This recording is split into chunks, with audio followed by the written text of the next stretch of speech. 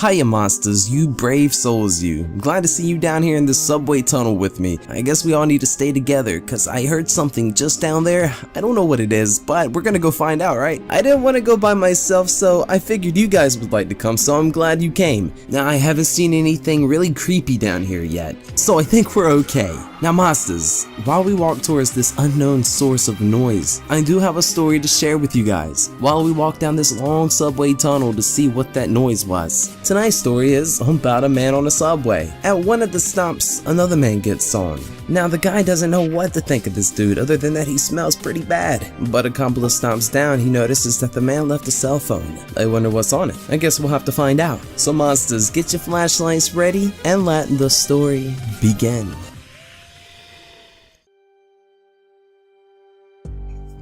Congratulations, you are now a participant. Part 1. It must have been around 11 p.m.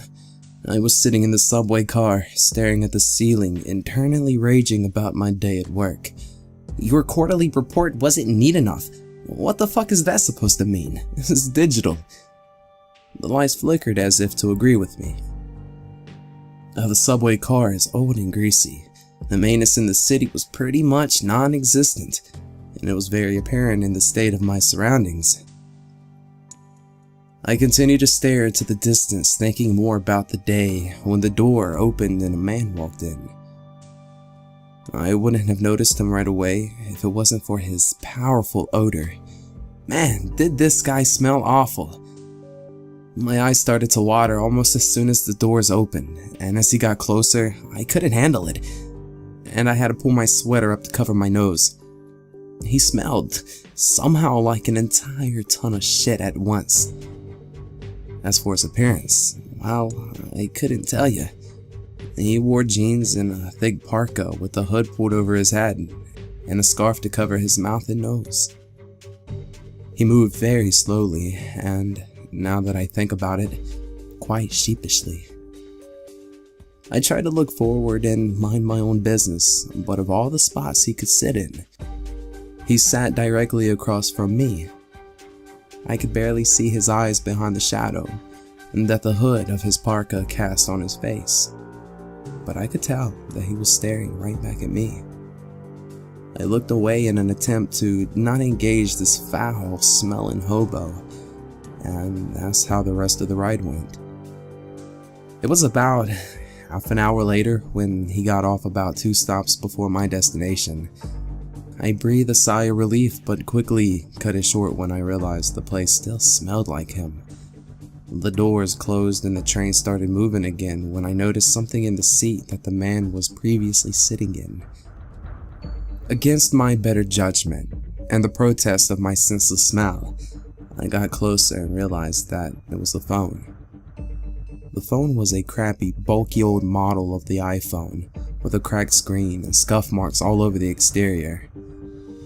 It was greasy and crusty, apparent for the subway car, I thought. Using my pinky fingers so as to avoid catching a few different types of hepatitis, I unlocked the phone to look for any contacts I could return the phone to.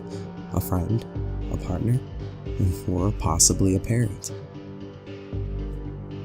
Now the phone was strange. The first thing I noticed was the wallpaper. It was an obnoxious, bright red color. I had to squint for a few seconds to adjust my vision. At the center of the wallpaper, there was a small, black logo of a circle with winged knives pointing straight down through it. For such a heavily used phone, I thought it would have at least a couple of downloaded apps. I moved to a different subway car to get away from the smell and sat down with the phone in hand. I would have looked through the contacts, but the train stopped almost immediately after I sat down, and I realized that I was at my stop. I put the phone away and hurried off the subway. It was 12 a.m. now, and the walk from the station to my house was mind-numbingly cold. I walked into my apartment building and said goodnight to Sal. I don't know. The old man appeared around this time last year, sitting in an old wooden chair near the entrance, and we all sorta accepted that he would stay there. He scares off shady-looking people and thieves with his surprisingly loud yelling, so no one bothers him. But I've never seen him leave to go home, assuming he has one. He seems like a good guy. I closed and locked my apartment door behind me, and I had taken my coat off.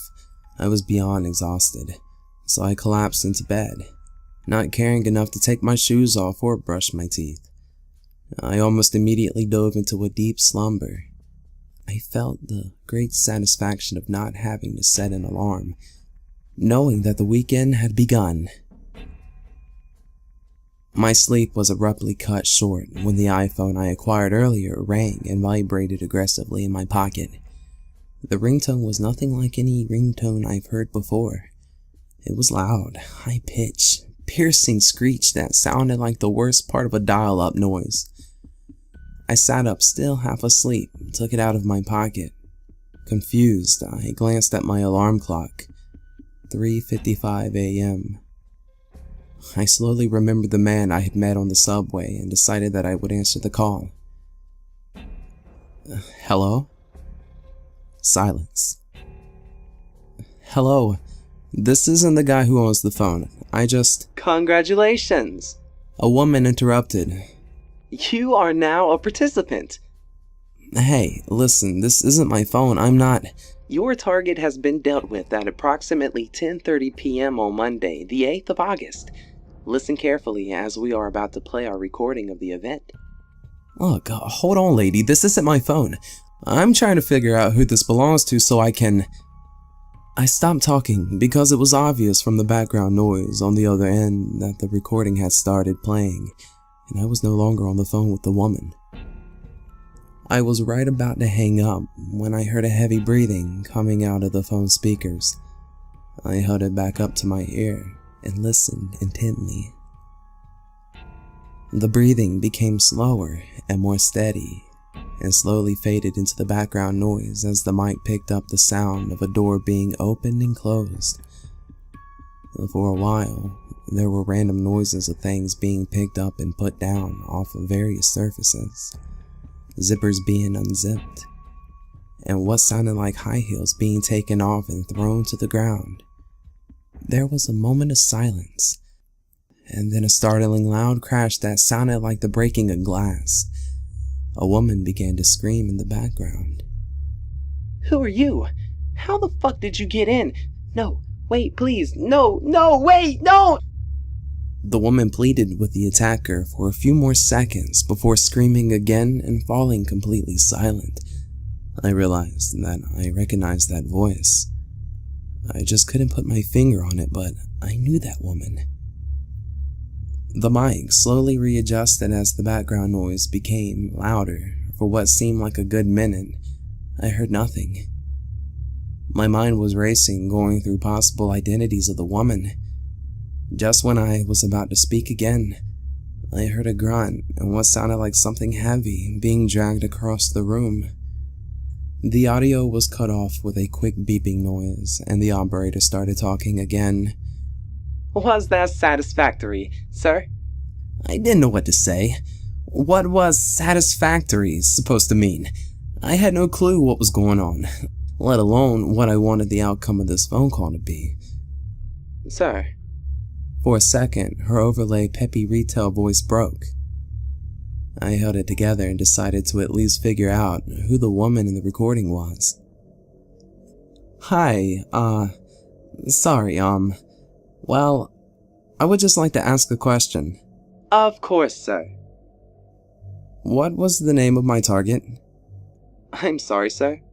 The name of your target? It was obvious that I should have known already. Yeah. Cindy Carter, sir. I froze still. Cindy is the name of my ex-wife. I hated that bitch.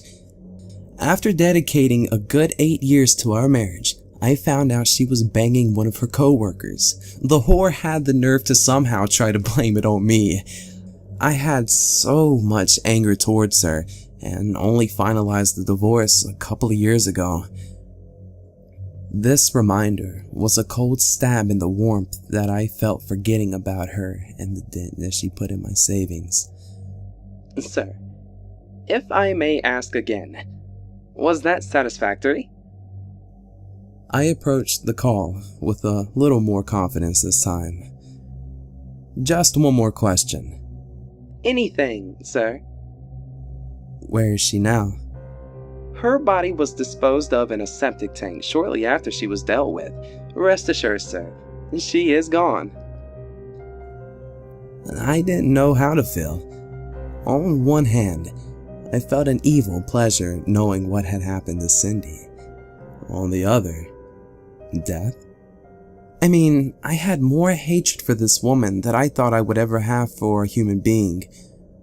But death? Sir, I am afraid that the call has gone on for much longer than is usually permitted. I will unfortunately not be able to answer any more of your questions. I apologize for any inconvenience that may cause. Yeah, sure. Whatever. Your assignment is on the way. Wait, what? I was startled by a brief series of knocks on my front door, followed by what sounded like footsteps moving quickly away. Now I sprinted towards the door and tried to swing it open, forgetting that I had locked it and breaking the handle in the process. It was clear that I was not going to catch whoever it was that had knocked on my door. Moving away from the door, I noticed that an envelope had been slipped under it. Picking it up and turning it over in my hands, I moved towards my couch and sat down to have a look at it and its contents. Upon closer inspection, I could see that the back of the envelope was blank and the front had nothing but a small circle. It was the same logo that I had seen earlier on the hobo's phone. I ripped the envelope open and started to read what was written on the paper inside. In large, bold font, the paper read, Alex Wright, 53 Glendale Avenue, 7:30 p.m. The 9th of August, 2016. The phone began to vibrate in my pocket. Okay, monsters, I don't know if you guys heard that, but I sure heard something, so let's just keep on going this way. I really hope you enjoyed this story. You can find the original post on Reddit, No Sleep. The link to the original story will be in the description below. Okay, I really don't know where we're going. Maybe we should just close our eyes and think of our happy place. Think of our happy place. And let's play together in the bright sunny weather. Let's all go to Gullah Gullah Island. Gullah Gullah.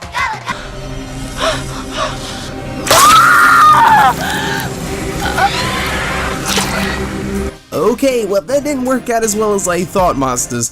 And monsters, what do you like more? Werewolves or vampires? Be sure to leave that in the comments below. Also, for everyone who leaves a like, you're gonna receive a 24-karat piece of gold, and you can buy like anything with it because it's about as big as a house. Don't believe me? Well then hit the like button and you'll receive it just like that. And monsters, always, big shouts out to all of you. And if you're new to Yeah Man TV, be sure to hit that subscribe button and become a monster today.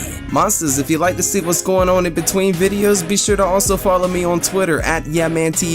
Well, I guess we need to find our way out of the subway tunnels, and I hope all of us make it out alive. And monsters, like always, till next time.